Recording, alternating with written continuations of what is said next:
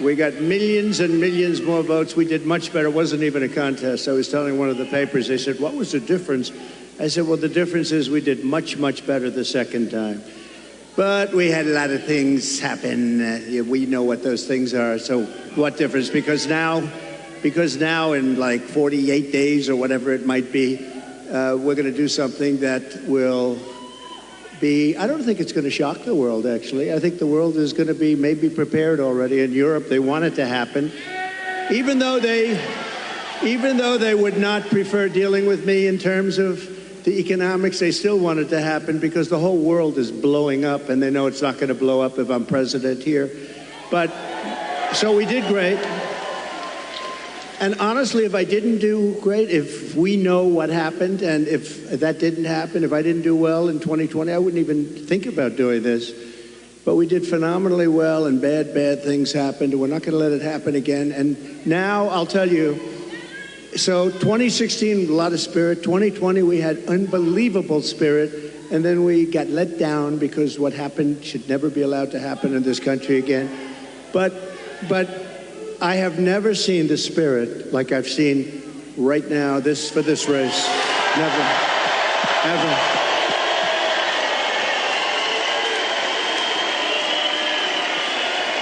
I've never seen anything like it. Never seen anything like it. It blows it away from 2016, from 2020. And basically, it's very simple. You're saying what? We're going to seal the border immediately. We're going to drill, baby, drill. You know, we're going to drill at a level. We're going to bring your energy prices down. We're going to try and get rid of a lot of that big lump of inflation that this administration has given us. And I have to say that President Biden called me yesterday. It was very nice. We had a very nice conversation. I appreciated that he called about, you know, what happened the other day. And he says, he's committed. He's committed. No, and today, a little while ago, I got a very nice call from Kamala. No, it was very nice. It was very nice. It was very, very nice, and we appreciate that. But we have to take back our country. We have to win. We're going to win, and we're going to make America great again. That's all there is to it. Very simple, right?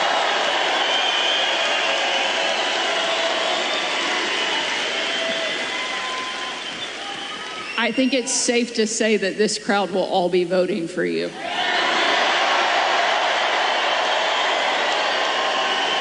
You know, when I think of this state, it's so sad. Years ago, I was given, thank you very much, but years ago I was given an award as like Man of the Year or something from an area that nobody knew, and the press said, oh, it never happened. Well, then it did happen. They found out where it was, but it was like 15 years ago.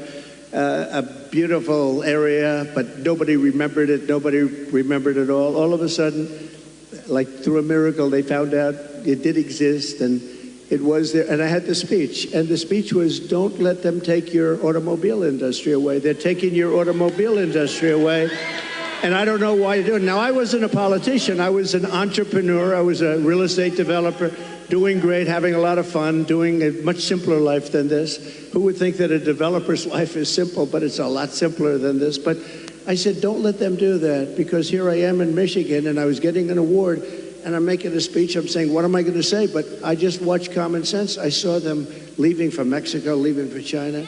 Do you know that right now, and they weren't building them with me, they weren't building anything in Mexico having to do with cars with me, because I said, if you build it, we're going to put 200%. You're not going to sell one car into this country. But right now, they're building some of the largest auto plants anywhere in the world ever built. I have a friend that does that for a living, very good at it. He's the best, I think. And he's actually a contributor, a supporter, but he builds the plants. And I say, you know, I'd like to go see a plant, a really great auto plant. You know, it's amazing technology, amazing what they do, really incredible, the amount of automobiles they can produce and the size of these things. I'd like to see a real modern plant. And he's the one that does them. And I said, so where would we go? I was hoping he'd say Detroit or someplace up here.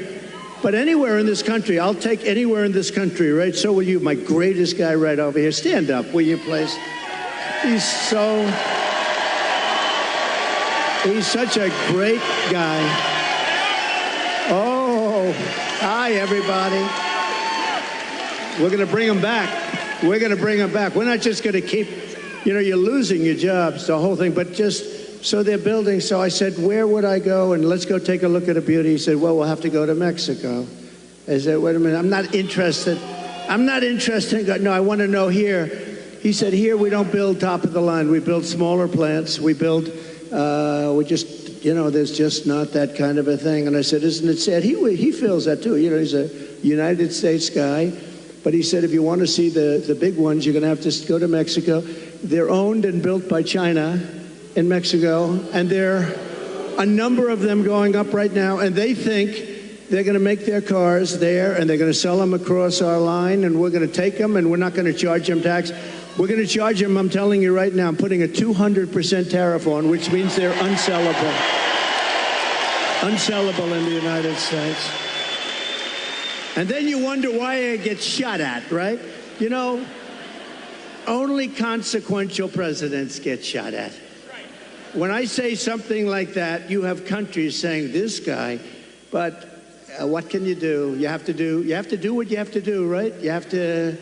We have to be brave, otherwise we're not going to have a country left. So what's happening is they're building these massive auto plants, and they think they're going to make tens of thousands of automobiles and sell them in here. No tax, no nothing. It's not going to happen. When you put on tariffs are the greatest thing ever invented. I took in $467 billion from China. Nobody else took in anything. And China's economy is not even doing that well. And Biden, they have not been able, and Kamala, they have not been able to take those tariffs off because there's so much money.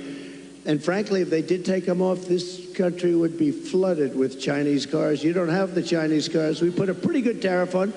It was going to be lifted at some point. Then we had COVID. We did a tremendous job in COVID. We gave you a stock market that was higher than just prior to COVID coming in. And we did a great job. We never got credit. We got credit for the best economy maybe ever. We got credit for having defeated ISIS and having rebuilt our military. We shouldn't have given, Sarah, $85 billion worth of equipment to the Taliban, to Afghanistan.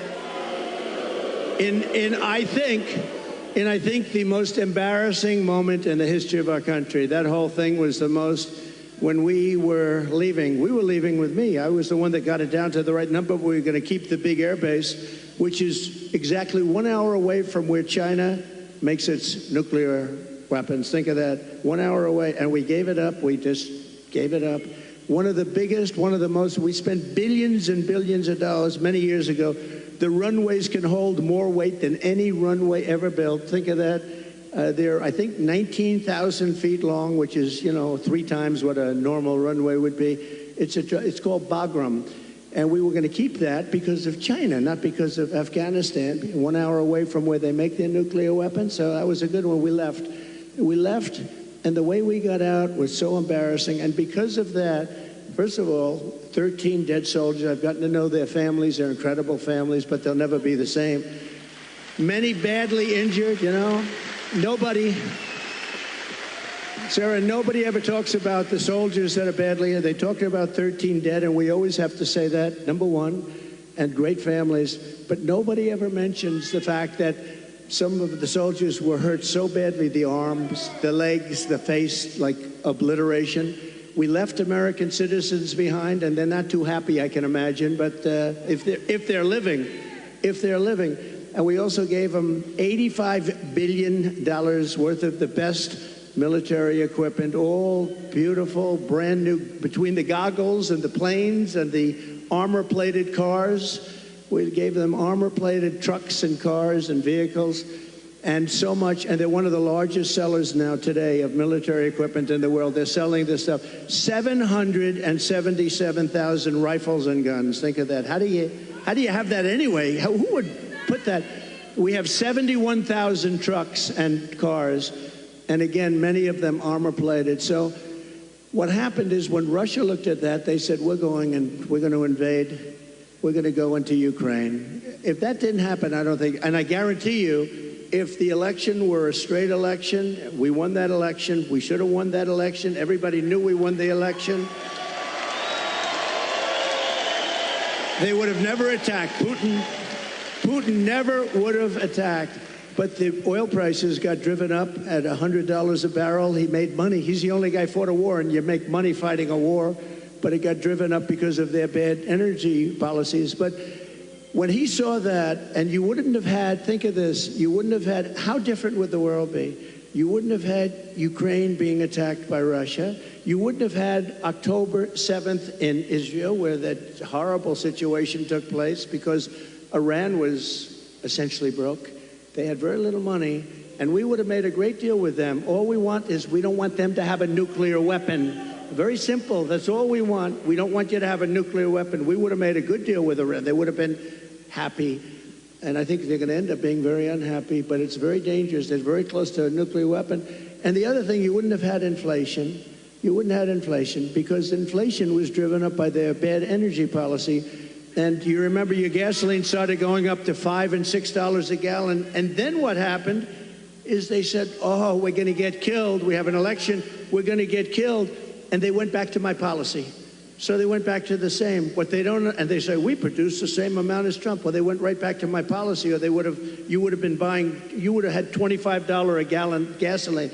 So they went back. What they don't say is, though, I would have been producing 4 times as much. And I took us from third into first place by a lot. But we have more liquid gold under our feet than any other country in the world, including Saudi Arabia, including Russia. And we would have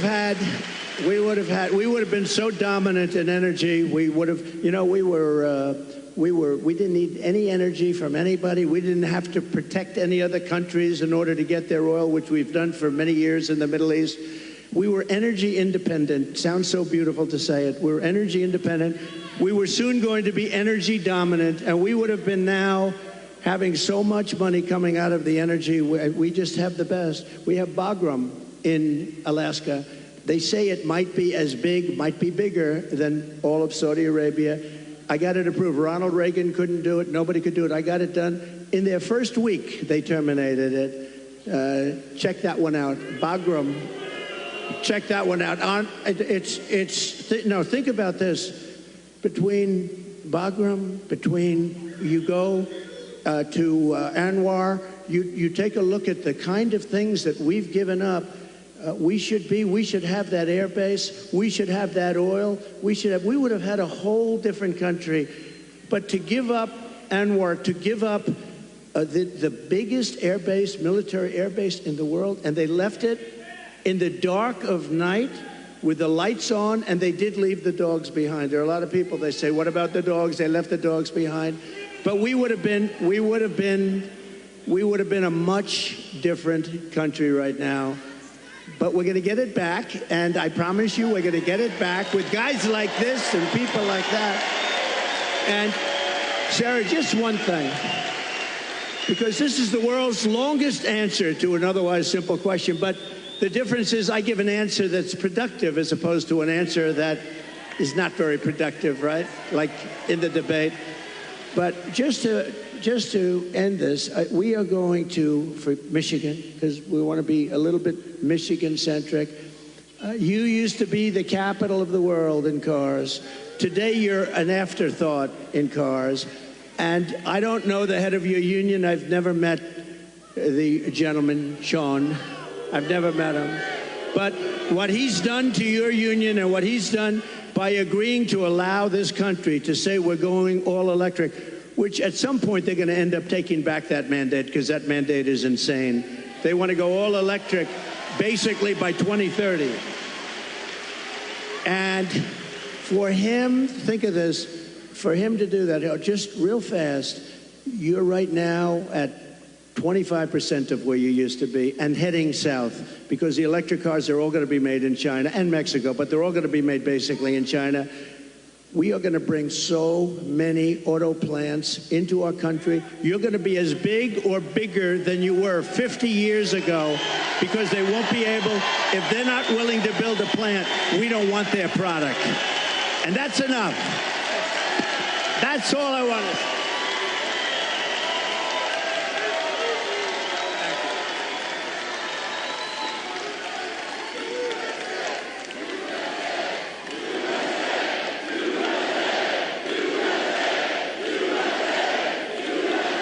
And it'll happen fast. It'll happen very fast. I think it's safe to say that Michigan is happy that you're going to be president again.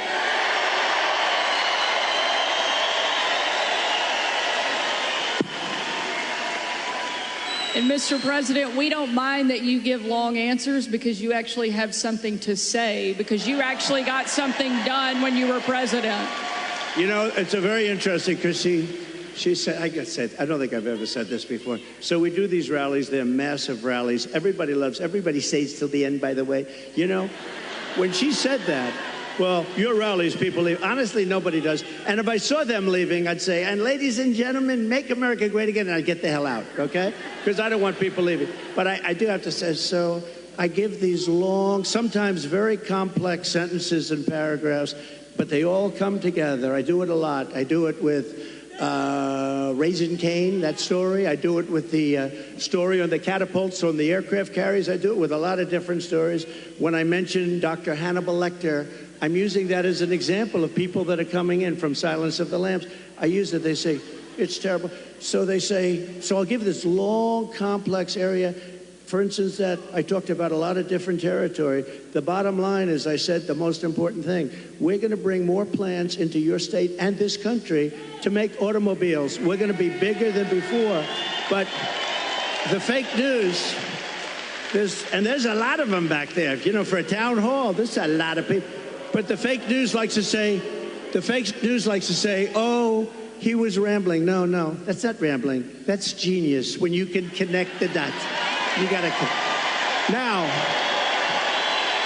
Now, Sarah, if you couldn't connect the dots, you got a problem. But every dot was connected, and many stories were told in that little paragraph. But there is something, but they say that. The other thing I say is this. We had 107,000 people show up in New Jersey. We had 68,000 people show up in Alabama. We had 79 or 81,000 in South Carolina. And they've never said, I'm a great speaker. And I said, am I a great speaker? They say, oh, no, he rambles. What the hell are all you people showing up for if I ramble? You don't want to show up for a rambler. So anyway, thank you very much.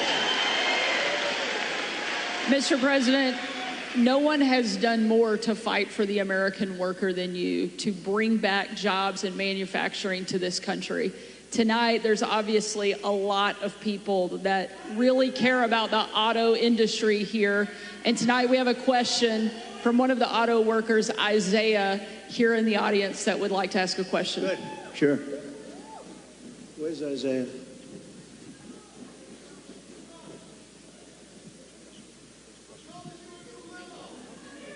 Thank you. Thank you very much. Thank you. We'll build a brand new beast. We're going to build a beast right here. Thank you. Thank you very much. Thank you. Thank you. Yes, sir. Thank you, Mr. President, for having us here tonight.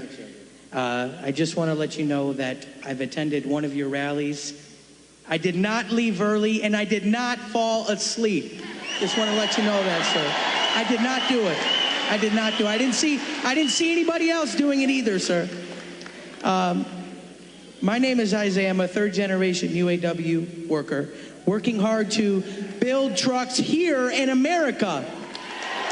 Yes, yes. Get ready. You're going to be doing plenty of it. Thank you, sir. Thank you, sir. I work for Ford, and you actually came and visited the plant that I work at. That's right. You did. And my question to you, sir, is what do you see as the major threats to the future of Michigan manufacturing, auto working jobs, and what will you do to eliminate those threats, sir? Okay, so I'll get into another little bit of a long answer, because when you say major threat, to me we have one really major threat. That's called nuclear weapons. We have other countries that are hostile to us. They don't have to be hostile to us. I always say if you have a smart president, you'll never have a problem with China, Russia, or any of them, okay? I got along great with Putin. I got along great with President Xi. I got along great with Kim Jong-un of North Korea. Everybody said, oh, you can't get along with him. He liked me. I got along great with him, and he has a lot of nuclear force. But you essentially have 5 countries, and you're going to have more. Whether you like it or not, you're going to have more. It's the single biggest threat to the world, not only Michigan, to the world. And you're not going to care so much about making cars if that stuff starts happening. And we have people that are not good at negotiation. The war should have never happened. President Biden, I want to be nice. He was so nice to me yesterday, but, in one way, I sort of wish the call wasn't made, because I do feel he's so nice. I'm so sorry about what happened and all that. But I have to lay it out. We have very important, and the same with Kamala today. She could not have been nicer. But the fact is, we have to have people that are respected by the opponent, by the other side, by other countries that have this. Even Pakistan has nuclear weapons. We have countries, India has a lot of nuclear force. We have countries that have tremendous nuclear power. And when I hear these people talking about global warming, that's the global warming you have to worry about. Not that the ocean's going to rise in 400 years, 1/8 of an inch, and you'll have more seafront property, right, if that happens. I said, is that good or bad? I said, isn't that a good thing? If I have a little property on the ocean, I have a little bit more property. I have a little bit more ocean. But the fact is that it's a tremendous problem. And we are closer to World War III today than we've ever been. And the difference is, and I say this a lot, this isn't army tanks going back and forth and shooting at each other. This is obliteration. The power of these weapons, and I'm the one that revived it, and I hated to do it. But, we had stuff that was 48 years old. They didn't even know if it worked. We have incredible stuff. So does Russia. China has much less, but they're going to catch up over 4 or 5 years. It's the single biggest threat by far to civilization. And nobody talks about it. They talk about global warming. Used to be, remember? Used to be global warming. They changed the name. You know why? Because the planet's getting cooler now. So now what they call it is climate change, because that covers everything. See, climate change, if it gets hot, cool, these people, I don't know if they're for real, but if they're not, they're covered by the words climate change. If it gets cooler, that's good. If it gets hotter, that's good. Global warming wasn't working so well. But the single biggest threat, okay, now let's assume we have a really smart president, and that's not going to be a threat because we have a lot of power. Doing business with China is a good thing, but you have to have a fair deal. Doing business with Russia, they have so much in terms of minerals and things. The size of their land mass is like 4 times bigger than the United States. The minerals and things they have, we can do great business, and you keep everybody happy. You can solve that problem. But let's talk about the local problem. The local problem is that you have countries stealing your business. Mexico is a very big one. Mexico, this year, we have a deficit with Mexico of $250 billion. Think of this. With Mexico, little Mexico, you think of it as a little innocent place. We're losing our ass to Mexico. China, you don't even have to talk about. We have over $1 trillion this year. I was charging them numbers that were unbelievable, and now he's just totally given up the ghost. And we're going to lose $1 trillion in deficits to China. $1 trillion. That's not sustainable. We're going to turn it all around, and we're going to do it through taxation and tariffs. It will be done in 24 hours, and it'll change the whole planet. Just so you know, Sarah, China became powerful because they charge. They don't call them tariffs. They call it a tax. They don't call it tariffs. The word tariff is a beautiful word to me, but to a lot of people that don't understand, it's not a beautiful word because you have a lot of people that are paid off by these countries. They're taking care of these countries, and they don't care about destroying the United States. They want millions of dollars in fees and consultation, but we will, literally in a period of 24 hours, we can change the whole trading of the whole world. They've taken advantage of our country for years. I stopped it. I stopped so much of it. And then we had a focus on COVID, which a lot of people said was put in there for a reason. It came out of the Wuhan lab, which I said right from the beginning. All of you know. It didn't come out of a cave. They said a cave. It didn't come from France. They blamed France. They blamed, I call it the China virus because I like to be accurate, They call it the Spanish flu. They call it all different names when something comes from a country, except for China. We have to call it COVID. What the hell does COVID mean? The China virus. And a lot of people think they did that because they were not happy with me as president. I actually had a great relationship with President Xi. And in his own way, he probably liked me the most, but maybe or maybe not. I saw that Putin the other day endorsed Kamala. And you have to understand, these are major chess players. So when he endorses Kamala, he may say, well, I did that because I love you and it's better to be doing it. So who knows? But he endorsed Kamala, which is a little unusual. I was watching, I said, that's interesting. I think that's a good thing, isn't it? It really is. But look, we have to turn it around, and we can. We're going to have a reciprocal trade tax. We're going to have so if China charges 152%, which they do in a car, if we sell a car made here into China, which you don't do because the tax is too high, they say to all your companies and to others, and to Elon Musk, who gave us, he is a great guy. He gave me the strongest endorsement, and he's a really wonderful guy. But they say to him, we don't want your car unless you build your plant in China. And there's nothing wrong with saying that. That's smart people say that. We haven't said it for many years. I said it. We have a lot of plants going up with Apple and other things. I said, you got to build plants. You don't build plants here, we're going to put the tariffs on your products coming in from China. So we can do it quickly, but we're going to have what's called the Reciprocal Trade Act. Now, I dealt with a senator, a very good senator, actually, but he knows nothing about trade. I said, here's what I want to do, Senator. I want to take the reciprocal trade. If they charge us 100%, we charge them 100%. He said, you mean they charge us, we charge them? You got me. How simple could it be? It was sort of cool because he doesn't care. He's a senator, doesn't care about trade, but, you know. So we're going to call it the Trump Reciprocal Trade Act, or I'll leave the name Trump off as long as we do it. So when India, which is a very big abuser, he happens to be coming to meet me next week, and Modi, he's fantastic. I mean, fantastic man. A lot of these leaders are fantastic. You have to understand one thing.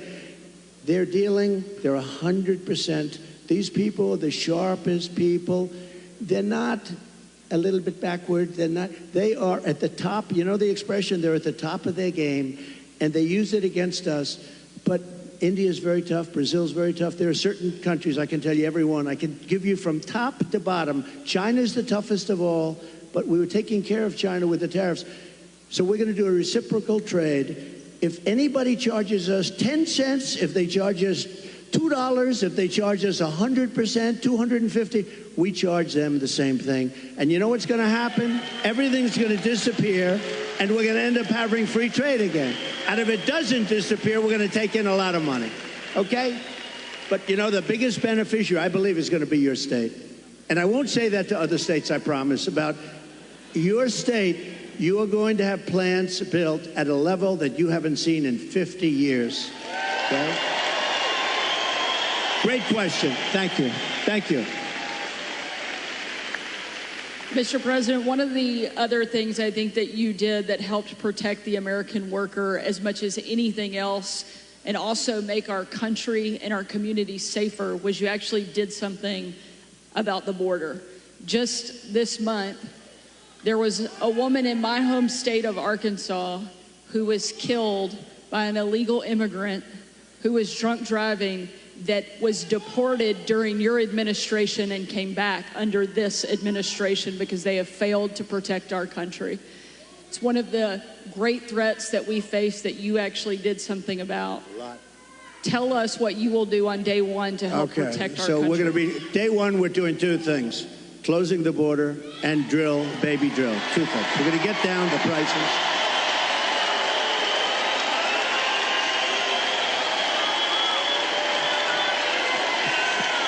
Thank you.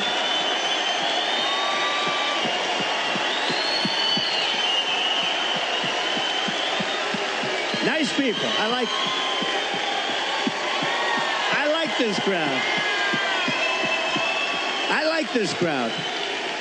No, you know what? You're smart people. So, Sarah, thank you.